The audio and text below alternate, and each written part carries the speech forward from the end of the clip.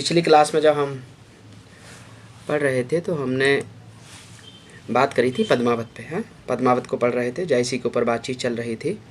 और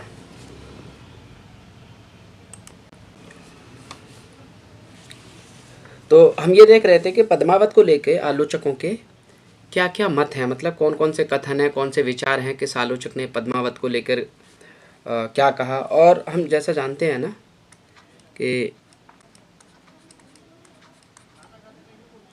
सूफी काव्य परंपरा में सबसे महत्वपूर्ण कवि कौन है हमारे लिए? जायसी हैं। और जायसी की भी कौन सी रचना? पद्मावत। पद्मावत हमारे सिलेबस में भी लगी हुई है, तो इसके बारे में हम कोई भी चीज़ नहीं छोड़ सकते। जितना ज़्यादा आप डीपली इसके बारे में पढ़ लेंगे उतना ही आपको फ़ायदा रहेगा, क्योंकि यहाँ से तो कुछ भी पूछा जा सकता है। पद्मावत के संदर्भ में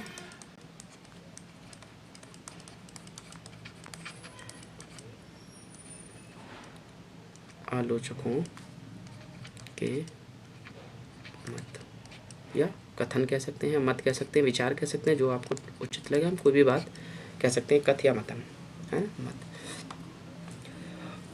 और सूफी काव्य परंपरा में हिंदी साहित्य का इतिहास जो हम पढ़ रहे हैं, इस सूफी काव्य में सबसे महत्वपूर्ण जो रचना है वो पद्मावती है।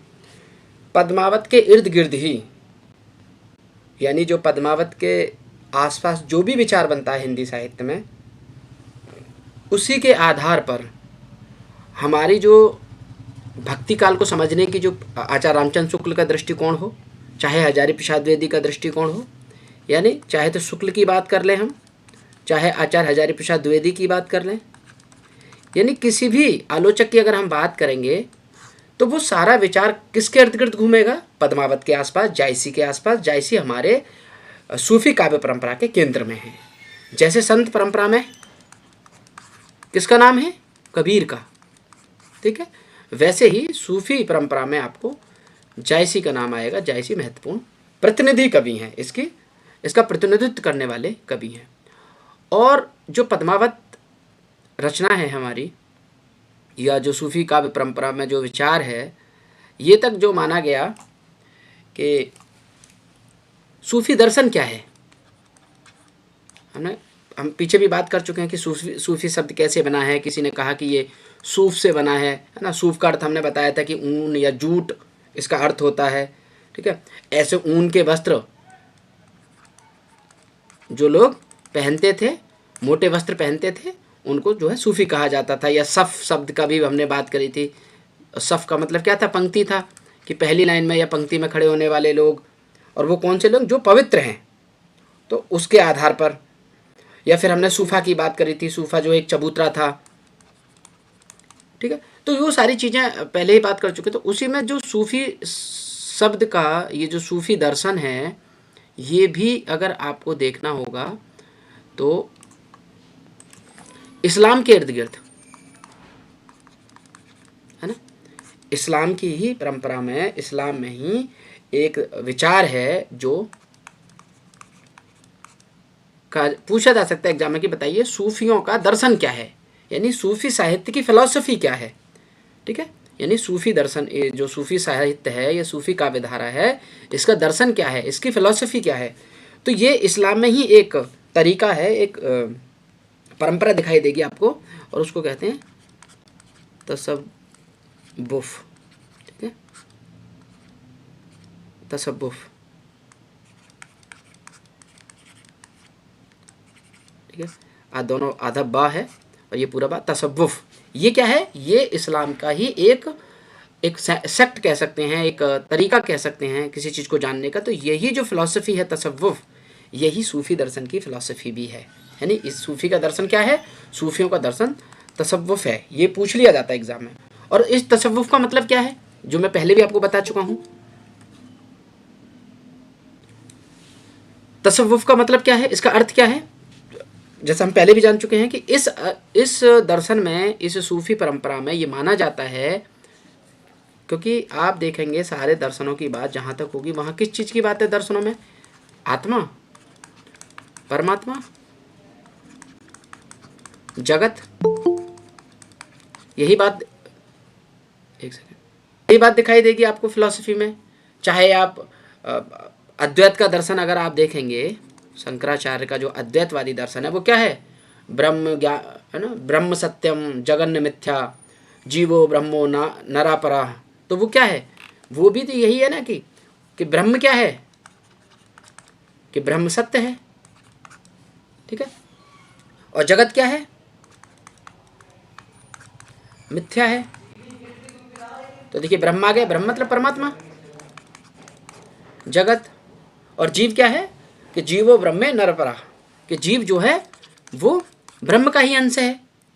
तो फिलॉसफी में अगर हम पहले के दर्शन में देखते हैं ज़्यादातर, तो यहाँ पर ईश्वर के ही बारे में विचार विमर्श किया जाता है। ज़्यादातर फिलॉसफी में अधिकतर तो ईश्वर मनुष्य, इसी के संदर्भ में पूरी आत्मा परमात्मा के बारे में ही विचार होता था। खैर आधुनिक फिलॉसफी में तो कुछ चीज़ें बदल जाएंगी, वहाँ हम नहीं, बिल्कुल मॉडर्न फिलॉसफी की बात नहीं कर रहे हैं, लेकिन जो हमारा दर्शन का जो तरीका रहा है, जो दर्शन की परंपरा रही है, वो परमात्मा और आत्मा को लेकर ही रही है। तो सूफियों का जो दर्शन है, जो ये तो तसव्वुफ दर्शन है, इसमें क्या है कि जो परमात्मा है आपका, क्या है? वो एक प्रेमिका है, ठीक है, यानी वो स्त्री रूप में है। ईश्वर किस में है? स्त्री रूप में है, वो प्रेमिका है। और आत्मा क्या है वहाँ? आत्मा जो है प्रेमी है, ठीक है। ये क्या है? ये पुरुष है। तो आप देखिए कि इस फिलॉसफी में, तसव्वुफ वाली फिलॉसफी में, इस दर्शन में परमात्मा को प्रेमिका माना गया, स्त्री माना गया, और आत्मा को पुरुष माना गया, यानी अर्थात उसको प्रेमी माना गया है। तो ये फिलॉसफी है, यानी सूफी दर्शन का तसव्वुफ दर्शन है। इसका मतलब यही हुआ, तसव्वुफ का अर्थ आप यही लेंगे कि इसमें परमात्मा को प्रेमिका के रूप में और बंदे को यानी आत्मा को, क्योंकि बंदा इस्लाम में ईश्वर और बंदे की बात होती है कि अल्लाह है और बंदा है, ठीक है। तो परमात्मा है और आत्मा है। तो यहाँ पर जो बंदा है वो प्रेमी है, और जो परमात्मा है वो प्रेमिका है, स्त्री है। और यही चीज़ मैं पहले भी बात कर चुका हूँ आपसे कि अगर संत परंपरा को देखेंगे आप, संत परंपरा में मतलब कबीर वाला जो विचार है, उसके यहाँ, उनके यहाँ आपको क्या मिल रहा था? वहाँ पर आपको ईश्वर किस रूप में मिल रहा था कबीर के यहाँ? पुरुष के रूप में, है ना। तो परमात्मा वहाँ पुरुष है और आत्मा वहाँ का है स्त्री, कि राम की बहुरिया में, कबीर कहते हैं ना कि राम की बहुरिया हूँ मैं, कि राम मेरे जो हैं पति हैं और मैं उनकी बहुरिया हूँ। तो इसका मतलब ये हुआ कि अगर मैं उनकी बहू हूँ तो बहू कौन हुई? स्त्री हुई। तो कबीर अपने आप को स्त्री के रूप में देखते हैं, और राम किस रूप में है? राम आपके परमात्मा के पति के रूप में है। तो पति का मतलब क्या हुआ? पुरुष, ठीक है। ये उल्टा है बिल्कुल सूफियों के यहाँ पर। सूफियों के यहाँ पर आत्मा, परमात्मा जो है आपको प्रेमिका के रूप में मिलेगा, और आत्मा जो है वो प्रेमी के रूप में मिलेगी। इस चीज़ को आप थोड़ा सा देख सकते हैं, ठीक है। दूसरी दर्शन की बात चलिए तो एक बात और बता देता हूँ मैं आपको कि ये जो सूफ़ी हैं, सूफियों के यहाँ पर इश्क मजाजी की बात होती है। इश्क मजाजी, ठीक है। क्या मतलब है इश्क मजाजी का? मतलब यानी इश्क जो है, जो प्रेम है, प्रेम है वो कैसा है? मजाजी मतलब दुनियावी, दुनिया, ठीक है, कि दुनिया के प्रेम से, ठीक है, दुनिया वाला जो प्रेम है, इस प्रेम के माध्यम से इश्क हकीकी, एक और शब्द मिलेगा आपको, इश्क हकीकी, ठीक है। तो ये जो इश्क हकीकी है, और हकीकी का मतलब क्या? हक, सच्चा, ठीक है।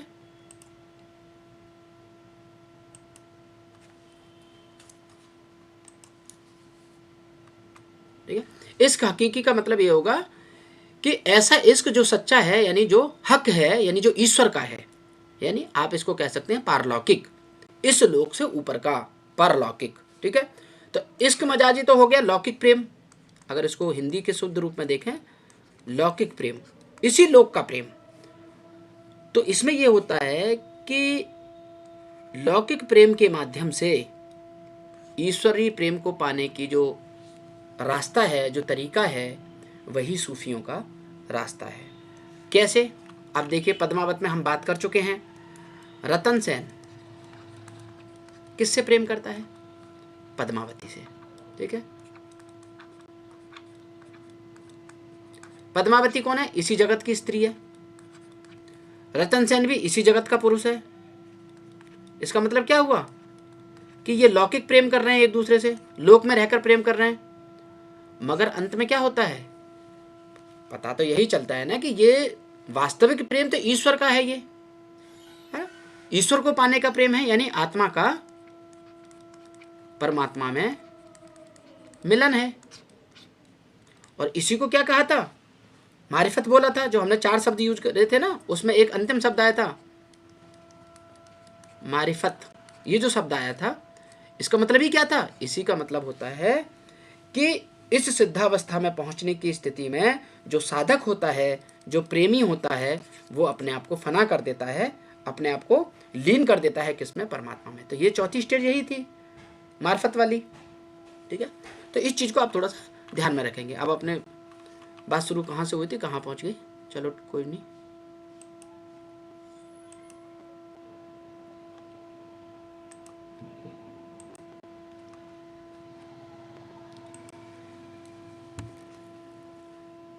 बात करते हैं हम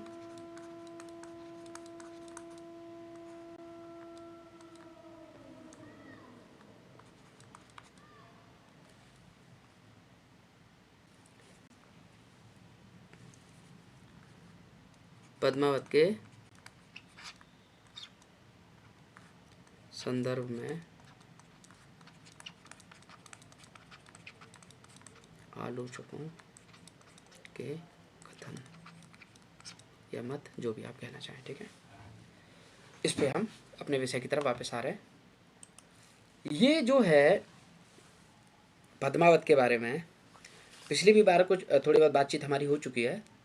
तो जैसे आपको एक बात याद रखनी है आचार्य रामचंद्र शुक्ल की। सबसे पहले क्या है? रामचंद्र शुक्ल हिंदी साहित्य के इतिहास में शुक्ल को आपको ध्यान से पढ़ना ही होगा।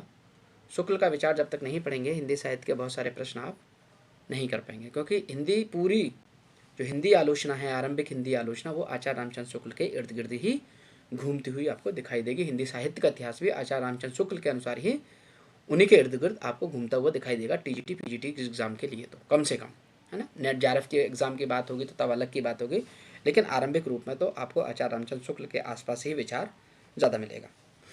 ठीक है, क्या कहते हैं आचार्य रामचंद्र शुक्ल पद्मावत के बारे में? तो उन्होंने कहा,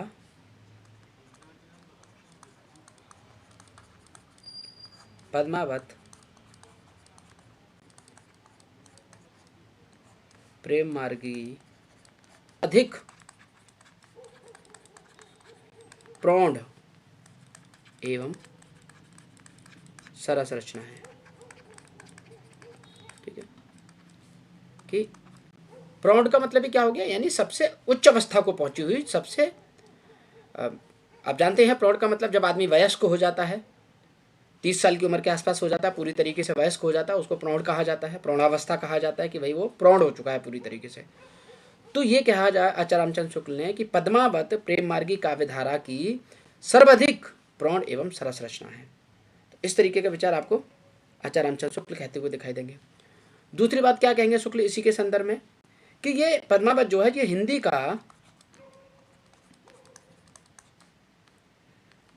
का प्रथम बड़ा महाकाव्य है। ये यानी पद्मावत हिंदी का प्रथम बड़ा महाकाव्य है। जबकि पहला महाकाव्य किसको मानते हैं, वो हम बात कर चुके हैं, पृथ्वीराज रासो को। ठीक है, पृथ्वीराज रासो की बात कर चुके हैं, वो उसको हिंदी का पहला महाकाव्य माना है। और पहले महाकवि इसी के लेखक को, चंद्रवरदाई को पहला हिंदी का महाकवि भी कहते हैं आचार्य रामचंद्र शुक्ल। लेकिन यहाँ शब्द है उन्होंने बड़ा महाकाव्य कहा है इसको, कि हिंदी का पहला बड़ा महाकाव्य पद्मावत को कहते हैं आचार्य रामचंद्र शुक्ल। ठीक है, आपको ये 2-3 चीज़ें याद रखनी होंगी। इसके अतिरिक्त एक विचार है बच्चन सिंह की बात मैं पहले भी बता चुका हूँ। बच्चन सिंह ये कहते हैं कि पद्मावत जो है अवधि की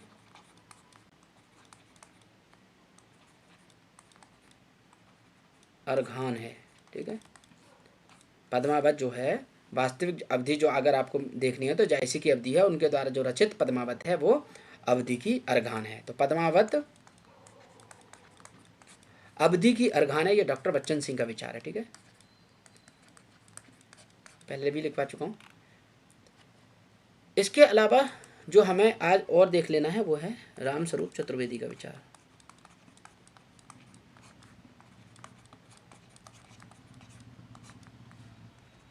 ये क्या कहते हैं? इन्होंने कहा है कि यदि वियोग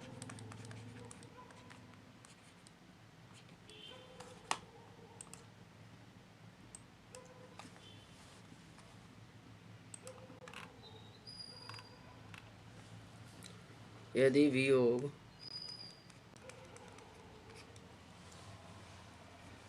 है ना, श्रृंगार को शुद्ध लिखना हो ना, तो वैसे ये भी ऐसे भी आपको मिलेगा लिखा हुआ कहीं कहीं।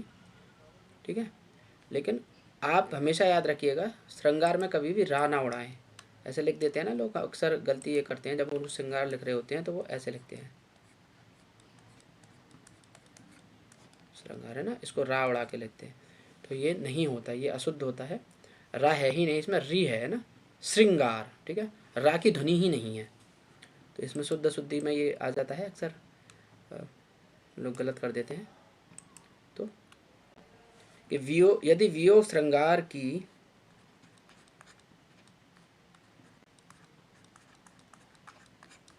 दृष्टि से विचार करें तो पद्मावत हिंदी ही नहीं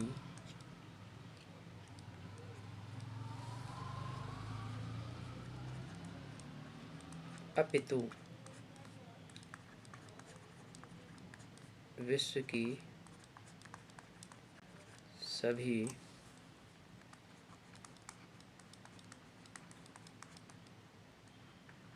भाषाओं में रचित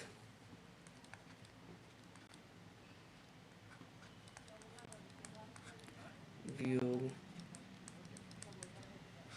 श्रृंगार रस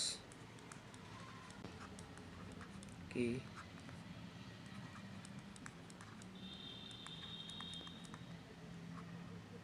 कृतियों में से एक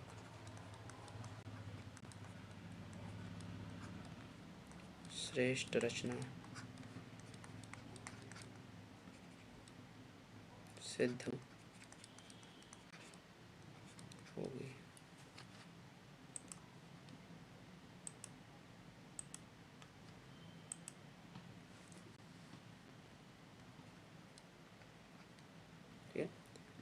श्रेष्ठ रचना सिद्ध होगी कि यदि वियोग श्रृंगार की दृष्टि से विचार करेंगे तो पद्मावत हिंदी की ही नहीं अपितु विश्व में जितनी भी वियोग श्रृंगार पे रचनाएं लिखी गई हैं। और वियोग श्रृंगार का मतलब क्या है? वियोग का मतलब ही है अलग होना, वियोग है ना, जिसका योग नहीं है, जो दूर हो चुका है। और प्रेम में जब दूर हो जाते हैं, दो अलग हो जाते हैं दो लोग, उसी को वियोग है तो प्रेम में ही। तो श्रृंगार तो प्रेम के ही अंतर्गत आएगा, चाहे तो संयोग श्रृंगार हो चाहे वियोग श्रृंगार हो। प्रेम के ही दो भाव हैं, एक मिलने वाला प्रेम, एक बिछड़ने वाला प्रेम। तो श्रृंगार का जो वियोग की स्थिति है, यानी यदि वियोग की दृष्टि से विचार करें, पद्मावत हिंदी की ही नहीं अपितु विश्व की सभी भाषाओं में रचित वियोग श्रृंगार की कृतियों में से एक श्रेष्ठ रचना सिद्ध होगी, है ना। और आगे कहते हैं वो,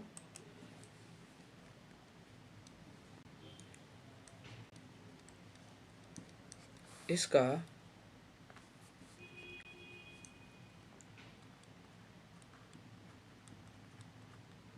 विरह वरण, विरह कहते हैं ना दुख में, विरह में रहना, विरह वरण लौकिक, वही विचार जो अभी हम कर रहे थे कि लौकिक होते हुए भी आध्यात्मिक। आध्यात्मिक का मतलब होता है अध्यात्म, ईश्वर की जहाँ बात हो, आध्यात्मिक संकेत देता है।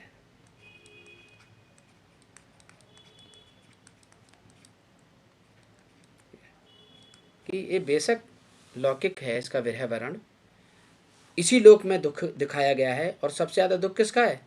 तो नागमती का भी दुख दिखेगा, है ना। और आपको दुख जो है रतन सेन का भी दिखेगा पद्मावत के लिए, पद्मावती के लिए। तो वो लौकिक होते हुए भी, इसी लोक का दुख होते हुए भी आपको उसमें आध्यात्मिक रूप दिखाई देगा, यानी उसमें आपको ईश्वर का रूप, ईश्वर वाले रूप के संकेत भी आपको दिखाई देंगे। ये विचार है डॉक्टर रामस्वरूप चतुर्वेदी का।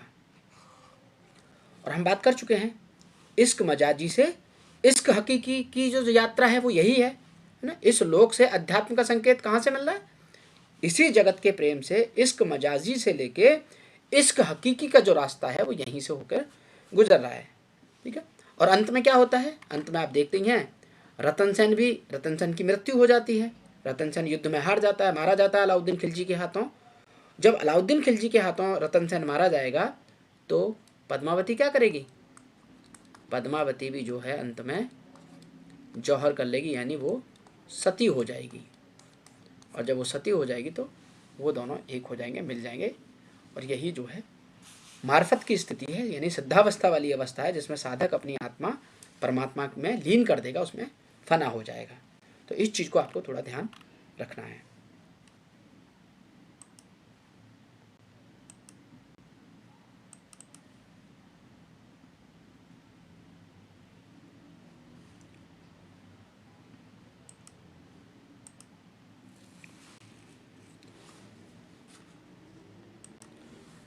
ठीक है। जायसी की अगर और रचनाएं हमें देखनी हो जो हमारे लिए बहुत महत्वपूर्ण है, पद्मावत तो होगी क्योंकि जायसी सिलेबस में लगे हैं, तो दूसरी रचना है उनकी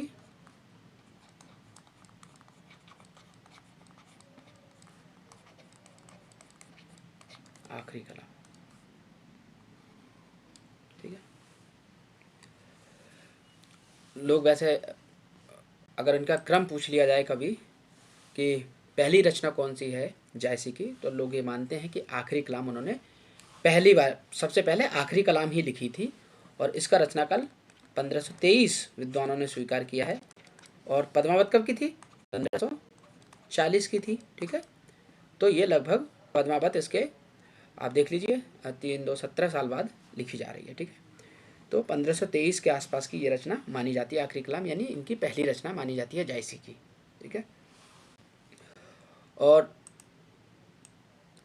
आपको एक बात और याद रखनी है, ये पूछा जाता है, कई बार पूछा गया है कि बताइए पद्मावत में मसनवी शैली की बात हुई थी ना, और मसनवी शैली में ईश्वर की बात, ईश्वर की प्रार्थना, है ना, फिर अल्लाह की प्रार्थना के बाद में मोहम्मद साहब की प्रार्थना, फिर ठीक है, फिर गुरु की प्रार्थना, फिर अपने बारे में साहे वक्त की प्रशंसा। तो साहे वक्त की जब प्रशंसा आएगी या उसकी स्तुति की जाएगी तो साहे वक्त का मतलब होता है उस समय का राजा।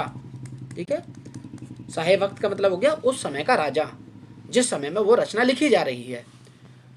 तो 1540 में जब रचना लिखी गई पद्मावत,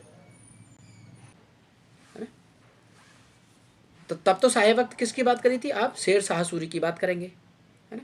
शेर शाह सूरी साहे वक्त है किसमें? 1540 यानी पद्मावत में। ठीक है। लेकिन आखिरी कलाम का साहे वक्त कौन है? और ये रचना आखिरी कलाम कब लिख रहे हैं वो? 1523 में लिख रहे हैं। तो 1523 में माना गया है, और जो इसमें प्रशंसा की गई है जायसी के द्वारा, वो साहे वक्त उस वक्त के कौन है? बाबर।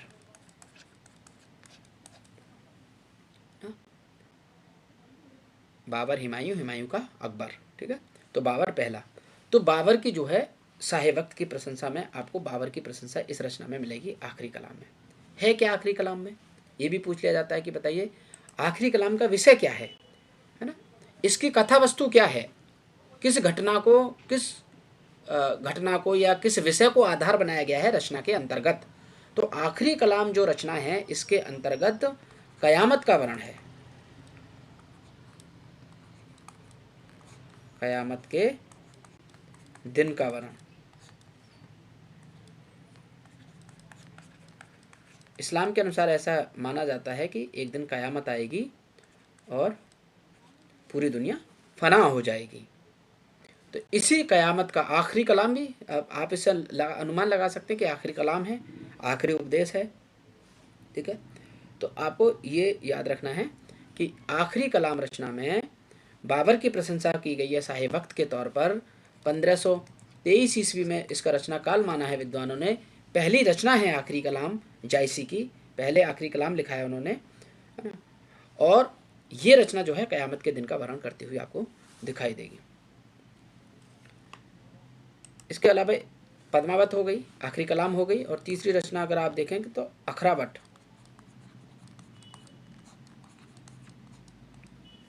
महत्वपूर्ण रचना है ये भी। आप इसके शब्द से ही अनुमान लगा लेंगे। अखरावट मतलब, ध्यान दे दिए, अक्षर, है ना, अक्षर से ही बना है अखरावट। ठीक है, अक्षर ज्ञान तो है क्या है इसमें।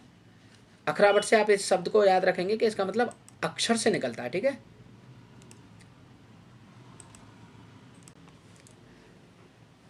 तो अखरावट में जो वर्णमाला है, वर्णमाला के एक एक वर्ण का, यानी अक्षर का, वर्ण के या अक्षर के माध्यम से सूफी साधना एवं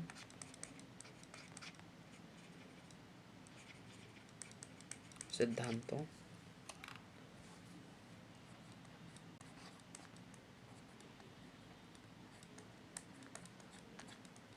है ना, सिद्धांतों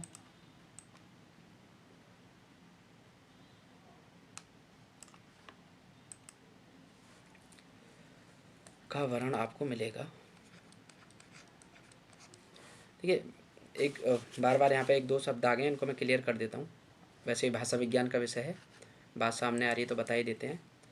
एक शब्द मिला आपको वर्ण, एक मिला अक्षर, ठीक है, और एक मिलेगा शब्द, एक मिलेगा पद, एक मिलेगा वाक्य। ठीक है, इस तरीके से चीज़ें मिलेंगी।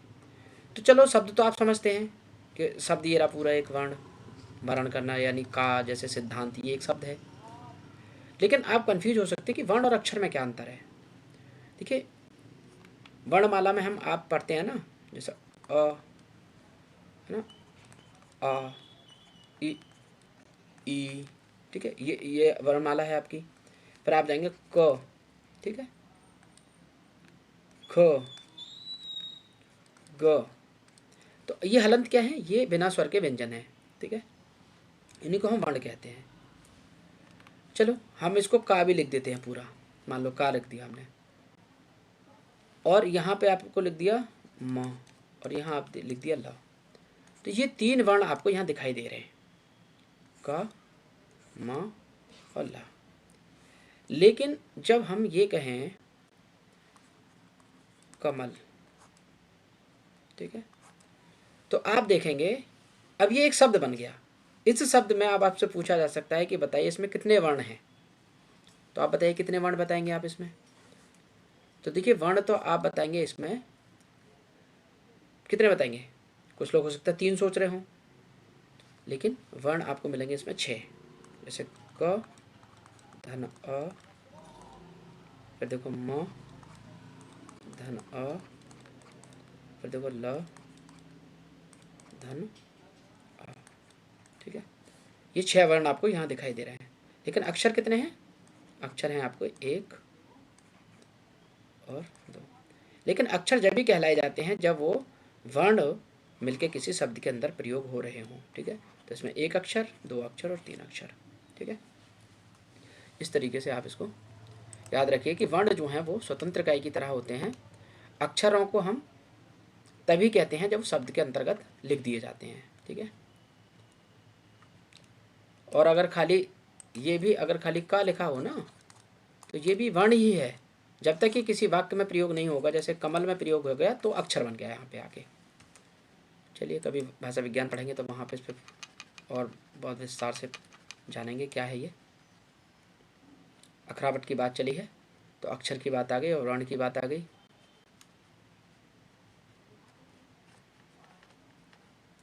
पद और वाक्य क्या है ये तो फिर आगे ही समझेंगे। तो अखरावट में वर्णमाला के एक एक अक्षर के माध्यम से, यानी एक एक वर्ण के माध्यम से सूफी साधना और सूफी सिद्धांतों का वर्ण आपको इस रचना के अंतर्गत दिखाई देगा। दूसरा, आपको अखरावट में जब सिद्धांत दिखाई देंगे तो इसका मतलब क्या है कि आपको इस रचना में, अखरावट में, जीव दिखेगा, माया के ऊपर विषय बात करते हुए दिखाएंगे, ब्रह्म के ऊपर बात करते हुए दिखाएंगे, जगत के ऊपर बात करते हुए जैसी दिखेंगे। यानी आप ये कह सकते हैं कि दार्शनिक विषयों की विवेचना इस रचना के अंतर्गत की गई है। जो आपकी अखरावट रचना है वो दार्शनिक विषयों से संबंधित है। ठीक है, तो अखरावट में आपको ये सारे विषय दिखाई देंगे। और वो किस माध्यम से दिखाई दे रहे हैं? वो इसी माध्यम से दिखाई दे रहे हैं जो आपको अक्षरों के माध्यम से पूरी वो बात कर रहे थे कि सूफी साधना क्या है और सूफी सिद्धांत क्या है। तो इसीलिए आपको माया, ब्रह्म, जगत, है ना, जीव, ये सारी चीज़ें आपको इस रचना में दिखाई देंगी। दूसरा, ये एक ऐसी और दूसरी बात ये भी कहा गया, शुक्ल के भी द्वारा कहा गया है, अन्य आलोचक भी यही बात कहते हैं। क्या कहते हैं? कि ये जो सूफी काव्यधारा है ना, इसकी सबसे बड़ी खास बात यह है कि इसने सांस्कृतिक समन्वय करने की कोशिश की है। क्या मतलब हुआ? सांस्कृतिक समन्वय किसके बीच? हिंदू और मुसलमानों के बीच। हिंदू और मुसलमानों के बीच सांस्कृतिक समन्वय, यानी उनको एक करने की कोशिश की गई है। जबकि ये अलग बात है, अगर नए विषयों के आधार पर आप पढ़ेंगे तो इस बात को लेकर आचार्य रामचंद्र शुक्ल थोड़ा सा आश्चर्यचकित होकर कहते हैं कि ये मुस्लिम होते हुए भी इन्हें हिंदू कथाओं के बारे में, हिंदू घर की कहानियों के बारे में इतना ज़्यादा कैसे मतलब पता है। तो अगर नए शोध कहते हैं, जैसे कि अगर आप, एक रचना है, अगर कभी आपका पढ़ने का मन करे, वैसे लगता नहीं है, अगर कोई रिसर्च कर रहा है या शोध पीएचडी करे तब उसके तरफ लोग ज़्यादा जाते हैं उस तरीके के विषय पढ़ने के लिए। और वो रचना का नाम है सुंदर का स्वप्न। तो ये सुंदर कौन है? ये हैं आपके सुंदरदास, दादू दयाल सुंदरदास की बात हम कर चुके हैं ना सूफियों में। तो आप इसमें सुंदर का जो स्वप्न है, ये जो नई पुस्तक आई है बिल्कुल एकदम, अभी तो शायद 2011 या 12 में, शायद इसके बाद भी प्रकाशित हुई है ये रचना। इस रचना में यही बात कही गई है कि देखिए, इसमें इतनी आश्चर्यचकित होने की बात ही नहीं है कि जायसी को हिंदू परंपराओं के बारे में इतनी जानकारी है। भाई जायसी पैदा ही हिंदुस्तान में हुए हैं, उनके पुरखे भी हिंदुस्तान के ही थे। तो हम जब एक ही जगह के रहने वाले लोग हैं तो हमें कैसे नहीं पता होंगी एक दूसरे की चीज़ें? अरे ये अलग बात है कि आप ना जानना चाहें किसी के बारे में, मगर अगर आप एक ही जगह पैदा हुए हैं और आप थोड़ा सा भी किसी से परिचय रखते हैं तो आप उसके बारे में सारी चीज़ें जान जाएंगे, है ना। ठीक है, तो आश्चर्यचकित होने की कोई ऐसी कोई अलग बात है ही नहीं। और आचार्य रामचंद्र शुक्ल तो लगातार वही बात करते रहते हैं ना कि मुसलमान ना आए हुए होते, मुसलमान ना आए हुए होते, तो मुसलमानों को आए हुए तो समय हो गया था। ठीक है, और जायसी तो एक प्रकार से इसी परंपरा के हमारे ही धरती के थे, है ना, जिसका जन्म इस धरती पर हुआ है, जिस जगह पे हुआ है, हिंदुस्तान में उनका जन्म हुआ था, तो वो तो हिंदुस्तान के बारे में सारी चीज़ जानते। तो जायसी की या सूफियों की जो सांस्कृतिक समन्वय की जो धारणा है, वो उसका मतलब यही है कि वे हिंदू और मुस्लिम मान्यताओं का समन्वय करने का प्रयास कर रहे थे, यानी उन्हें एक धरातल पर लाने की कोशिश कर रहे थे। वो एक हो जाए, उनके बीच की दूरियां कम हों। और ये काम पहले कौन कर चुके हैं? कबीर कर चुके हैं। हाँ, कबीर के बारे में ये जरूर कहा गया, और खासकर विशेषकर आचार्य रामचंद्र शुक्ल के द्वारा, कि कबीर ने जो हिंदू और मुस्लिमों को एक करने के लिए जिस शैली का प्रयोग किया, जिस भाषा शैली का प्रयोग किया, जिस तरीके की बातें कहीं, वे लोगों को मिलाने से ज़्यादा चिढ़ाने वाली थी, ऐसा कहते हैं ना, चिढ़ाने वाली थी। किसको? हिंदू और मुस्लिमों को। ये शुक्ल का विचार है कबीर के बारे में। लेकिन आज के नए विचार तो कहते हैं कि भाई कबीर के बारे में तो ऐसा सोचा ही नहीं जा सकता कि वो चिढ़ा रहे हैं, बल्कि वो तो एकदम ऐसी बात कर रहे हैं कि अगर आप थोड़ा सा भी दिमाग रखते होंगे तो आप कबीर से सहमत हुए बिना नहीं रह सकते कि भाई कह तो बात सही रहे। ठीक है, तो भावनात्मक स्तर पर यहाँ तो चलो ठीक है, ये चिढ़ाने वाला या थोड़ा डांट फटकारने वाला रास्ता हो गया कबीर का, लेकिन जायसी के यहाँ पे क्या है? जायसी के यहाँ पर हिंदू और मुसलमानों को उनकी मान्यताओं का समन्वय करने का जो प्रयास है वो प्रेम के माध्यम से है। तो आप ये कह सकते हैं कि अखरावट जो रचना है वो हिंदू मुस्लिम मान्यताओं को समन्वय करने का प्रयास आपको इस रचना में दिखाई देगा। यानी सांस्कृतिक समन्वय करने की कोशिश आपको इस रचना के अंतर्गत, अखरावट रचना जो अखरावट रचना है ये जायसी की, इसके अंतर्गत ये विषय भी आपको दिखाई देगा। प्रयोग क्या है? चौपाई छंद का प्रयोग आपको खूब मिलेगा इसमें। ठीक है, चौपाई छंद आपको इसी रचना के अंतर्गत खूब दिखाई देगी। ठीक है, चौपाई तो और भी है, लेकिन यहाँ अखरावट जो है विशेष रूप से उन्होंने चौपाई में ही लिखी है। ठीक है, तो तीनों रचनाएं आपको नहीं भूलनी है, पद्मावत, आखिरी कलाम और अखरावट। आखिरी कलाम का मतलब कि कयामत के दिन का वर्ण, यानी कयामत का मतलब क्या है कि जिस दिन इस पृथ्वी का अंत होगा, यानी मनुष्य जाति का अंत होगा, जब ईश्वर सारे इंसानों को अपने पास बुला लेगा, वो कयामत है। यानी प्रलय का दौर, अंत, बिल्कुल लास्ट डे जो होगा दुनिया का, ऐसी उनकी मान्यता है, इस्लाम की मान्यता है, या उसी को आधार बनाकर जायसी ने विचार किया है। ठीक है, हम सिर्फ कबीर उन्हीं के दृष्टि की, कवि की दृष्टि की बात कर रहे हैं, हमारा अपना कोई विचार नहीं है कि आखिरी दिन होगा कि नहीं होगा, हमें नहीं मालूम। अब जो जायसी कह रहे हैं हम तो बस उस बात को बात कर रहे हैं। कोई साथी अगर ये कहे कि भाई ये बात हमें तो बड़ी बेवकूफ़ लग रही है, हो सकता है, अपना सबका अपना अपना विचार है, आपको हो सकता है, लेकिन ये जो विचार है आखिरी क़यामत वाला, ये इस्लाम के अनुसार है। ठीक है, तो हमारा इसमें कोई विचार नहीं है, जायसी का विचार है, इसलिए हम जायसी को पढ़ रहे हैं। ये ना सोचना कि यहाँ कोई मैं अपनी बात कर रहा हूँ ना साथियों।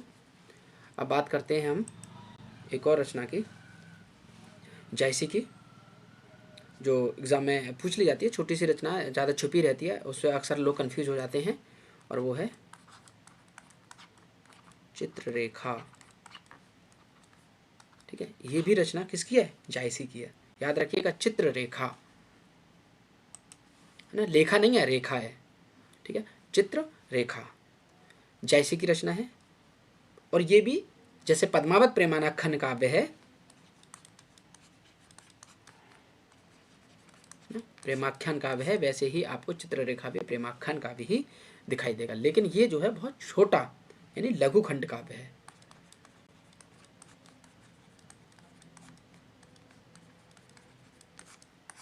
छोटा सा एक खंड काव्य है। ठीक है, और इसमें चित्ररेखा में जो है सामान्य सी प्रेम कथा दी गई है। इसमें सूफियों की जो मान्यताएं हैं उसका प्रवेश, यानी आप कह सकते हैं तसव्वुफ वाला जो दर्शन है, जो फिलॉसफी है, वो इसके अंतर्गत आपको नहीं दिखाई देगी। बस इतना ही नाम याद रखना है कि चित्ररेखा एक जायसी की भी रचना है। ठीक है, बस इतना ही आपको इसमें रखना है।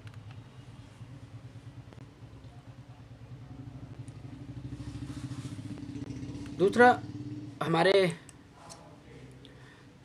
विषय में जो हमको बहुत बार पूछ लिया जाता है, एग्ज़ाम में भी पूछा जाता है, और जिस आधार पर बात कह रहे थे कौन, रामस्वरूप चतुर्वेदी के, विश्व साहित्य में भी वियोग श्रृंगार के आधार पर ऐसी रचना आपको नहीं मिलेगी, है ना। उसमें भी ये जो है अद्वितीय रचना है वियोग श्रृंगार में। तो वियोग श्रृंगार कहाँ दिखाई देता है सबसे ज़्यादा? वियोग, तो एक रचना, एक जो इसमें खंड है पद्मावत में, वो है नागमती वियोग खंड। ठीक है, तो नागमती वियोग खंड हिंदी साहित्य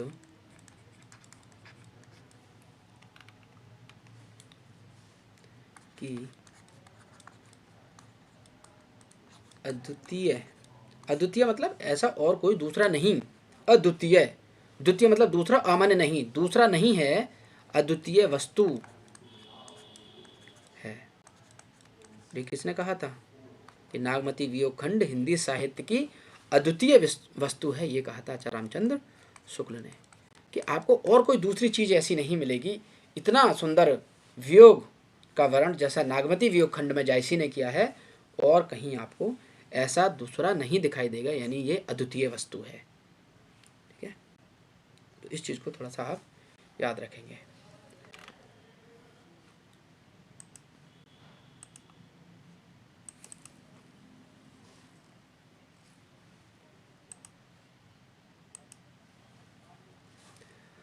अब बात कर लेते हैं हम थोड़ा सा सूफी काव्य धारा के विषय में।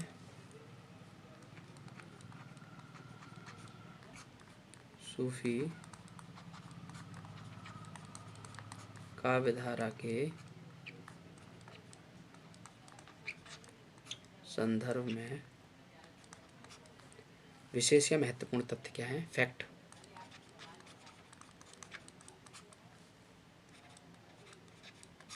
विशेष तथ्य या विशेष फैक्ट, आप इसको देख सकते हैं। क्या है सूफियों के बारे में? पहली बात कि भारत में जो सूफी मत है,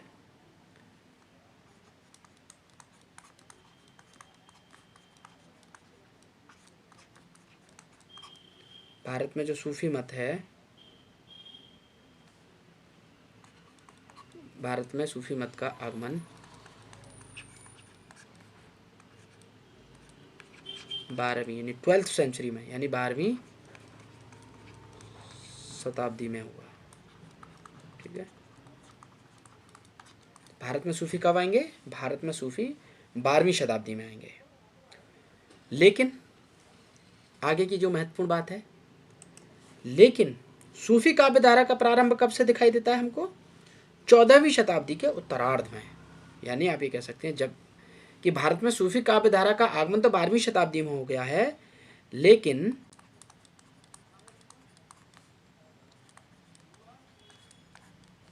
सूफी काव्य धारा का आरंभ 14वीं यानी 14 शताब्दी के उत्तरार्ध, उत्तरार्ध का मतलब समझ रहे हैं ना, बाद वाला, उत्तरार्ध आधा, बाद का है, तो ये हो गया पहला उत्तरार्ध, सॉरी उत्तरार्ध बाद का और पूर्वार्ध पहले का। तो मैं पहले ही बता चुका हूँ कि पूर्वार्ध का मतलब होता है जैसे कि अगर हमारे पास संख्या है 1 से लेके 99 तक, ठीक है, मान लेते हैं हम, ये हमारे पास संख्या है, तो जो 1 to 49, ये वाला जो 49, ये वाला जो हिस्सा है, ये आपका पूर्वार्ध होगा, पहले का आधा, और जो बाद का बचा है यानी 51 से लेकर 99 तक का, इसको कहेंगे हम उत्तरार्ध, यानी बाद का आधा। तो 14वीं शताब्दी का बाद का आधे का मतलब क्या हुआ? तो ये हो जाएगा आपका 1350 के बाद का। ठीक है,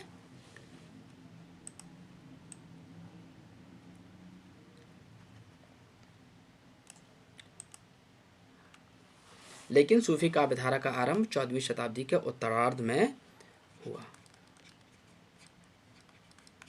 वो आ कब गया? 12वीं शताब्दी में आ गया। और 12वीं शताब्दी का मतलब क्या हुआ?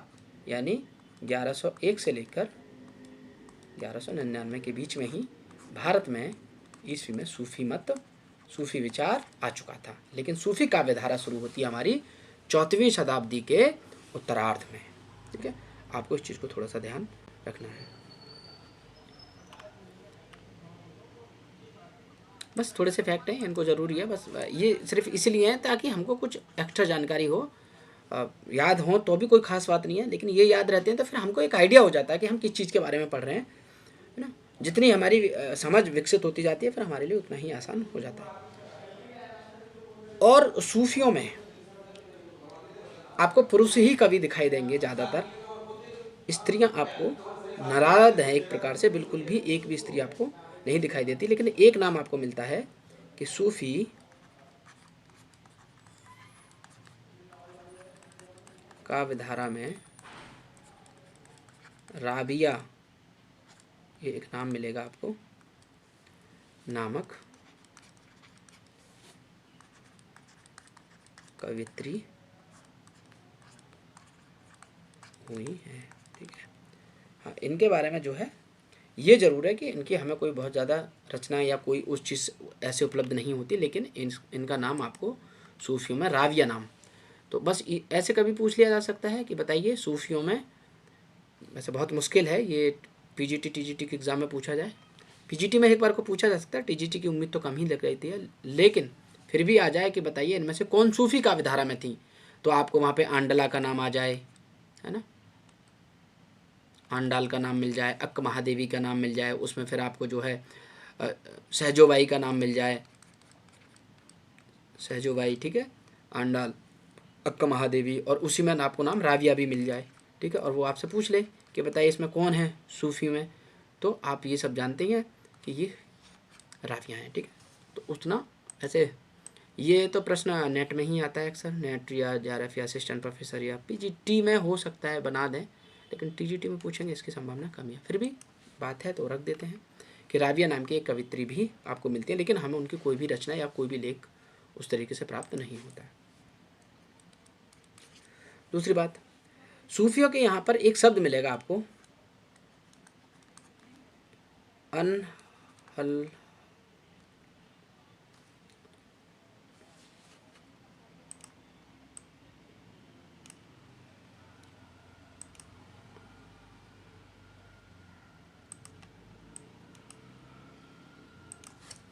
अनहल हक। ठीक है, अनल हक क्या मतलब है? अनल हक का मतलब यही है, अहम ब्रह्मास्मि वाला जो मिलता है ना, अगर आप अद्वैतवादी वाला दर्शन देखेंगे तो उसमें क्या, अहम ब्रह्मास्मि, मैं ही ब्रह्म हूँ, तो उसी का बिल्कुल हिंदी ये अरबिक वर्ड एक प्रकार से बदल जाता, अनल हक मतलब मैं ही ईश्वर हूँ। तो सूफियों में आपको ये वाला विचार भी मिल जाएगा अनल हक कहते हुए, जबकि इस्लाम में तो खुद को खुदा मानना तो कितना बड़ा पाप है, सोच के देखिए आप ऐसे कह ही नहीं सकते, लेकिन सूफियों के यहाँ पर आपको ये बात मिल जाती है अनल हक की, यानी मैं ही ईश्वर हूँ, यानी इसकी जो घोषणा करते हैं ये सूफियों में दिखाई देगा। और इसे सबसे पहले प्रयोग में कौन लाया था, किसने कहा था? तो एक मंसूर नाम के सूफी हुए हैं, मंसूर। ठीक है, इन्होंने कहा था अनल हक, मंसूर ने। और कब कहा था? भारत में आने से पहले, यानी आप ये सोच सकते हैं कि 10वीं सदी में ही इसको कहा गया था। फ्रांस में, पर्सिया के आसपास जहाँ से सूफी का ज़्यादा विचार दिखाई देता है, वहाँ पे जो है मंसूर नाम का एक सूफी हुए थे, उन्होंने अनल हक कहा था, यानी अहम ब्रह्मास्मि वाला जो वाक्य है। और इसीलिए अनल हक जब उन्होंने कहा था तो मंसूर को क्या किया, फांसी दे दी, कि ये तो खुद को खुदा मानता है, तो उनको फांसी दे दी गई, उन्हें मौत के घाट उतार दिया मंसूर को। ठीक है, तो आप इसको थोड़ा सा देख सकते हैं, मंसूर वाला। ये 2-4 बातें हैं, इनका कोई संबंध उस तरीके से नहीं है साहित्य से हमारे लिए, टीजीटी के एग्ज़ाम के लिए या पीजीटी के एग्ज़ाम के लिए, लेकिन जानकारी के तौर पर आप अगर इसको याद रखेंगे तो आसान हो जाएगा बहुत सारी चीज़ें, कि सूफ़ी क्या है, किस तरीके का विचार है ना, एक अनुमान लगा पाएंगे आप, फिर एग्ज़ाम को हल करने का तरीका आपके पास आ जाएगा। कभी कभी आपको प्रश्न नहीं भी आ रहा होगा तो आप अनुमान लगा लेंगे कि हाँ ऐसी चीज़ यहाँ मिलती है। ठीक है, और हमें भी नहीं पता होता कि क्या पूछ ले एग्जामिनर। और सूफ़ी साधना, साधना कहते हैं जो पद्धति, जो ईश्वर को प्राप्त करने का जो मार्ग है, जो साधन है, जो तरीका है, वही साधना है। तो सूफी साधना का मेरुदंड यानी रीढ़ की हड्डी, मेरुदंड क्या है बताइए, क्या हो सकता है आपकी दृष्टि से? सूफी साधना का मेरुदंड प्रेम है। पूरी रचना प्रेम के इर्द गिर्द, पूरा सूफी साहित्य प्रेम के इर्द गिर्द घूमेगा, यानी सूफी साधना का मेरुदंड, उसकी रीढ़ की हड्डी, जिसके बल पे वो सूफी साधना पूरी खड़ी है, वो प्रेम है। और ये विचार किसका है? ये किसने कहा था ऐसा? ये कहा था आचार्य रामचंद्र शुक्ल ने। तो आप इससे ये अनुमान रखेंगे कि प्रेम की बात, प्रेम मार्गी है ना, ये प्रेम का ही मार्ग है, ये शाखा जो है पूरी प्रेम मार्गी है। ठीक है, मैं 1 मिनट रुकिए, ये इस घंटे को मैं थोड़ा सा दूसरा, चलिए हम 5 मिनट, फिर 5 मिनट के ब्रेक के बाद जुड़ते हैं, ठीक है? ठीक है सर।